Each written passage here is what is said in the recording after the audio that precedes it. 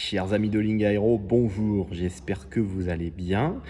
Dans cette nouvelle série, on va aborder un nouveau sujet qui est l'utilisation des formules complexes telles que définies dans le document officiel de l'OACI 9835. Alors je suis bien souvent contacté par des pilotes qui n'ont pas obtenu un niveau 5, qui cherchent à comprendre pourquoi.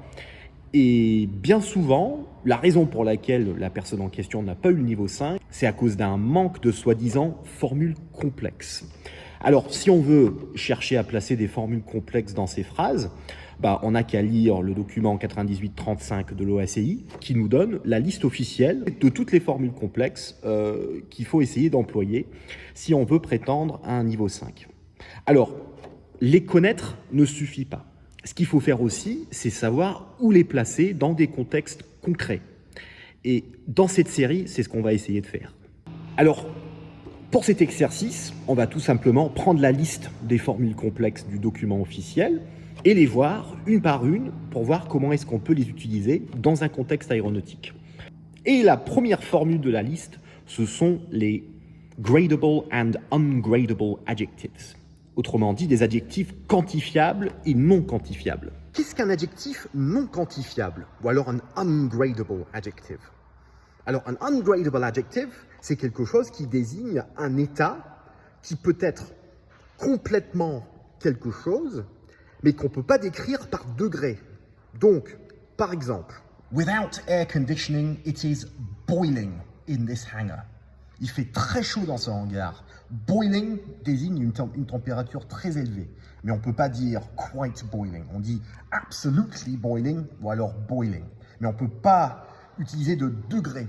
Par contre, si je prends l'hélice du DR400 et que je regarde un petit peu son état, je peux dire que the propeller of the DR400 is slightly scratched. Ou alors, the propeller of the DR400 is somewhat scratched.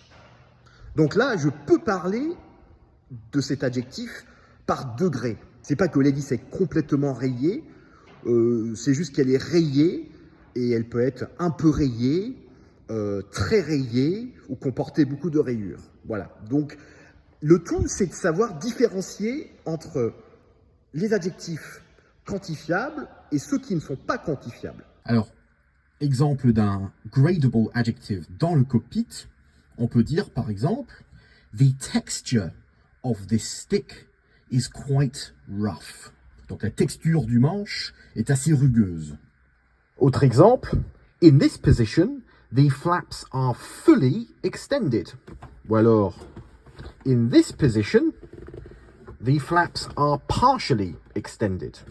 Ou sinon, in this position, the flaps are fully retracted. Contre ungradable adjective, the fuel pump is off. Donc la pompe électrique peut être soit éteinte, soit allumée. Mais elle ne peut pas être un peu éteinte ou un peu allumée. Donc là, on a un ungradable adjective. This vintage biplane is wonderful. Donc, wonderful, merveilleux, ça ne peut pas être quelque peu merveilleux, c'est juste merveilleux ou alors absolument merveilleux. Voilà donc quelques exemples de comment différencier entre les adjectifs quantifiables et non quantifiables, notamment quand il s'agit d'utiliser des formules complexes telles que décrites dans la liste du document 9835 de l'OACI. N'hésitez pas à aller consulter la page lingaero.com/niveau 5 où vous avez toutes ces informations en libre accès et à bientôt pour la prochaine formule complexe de la liste. Au revoir.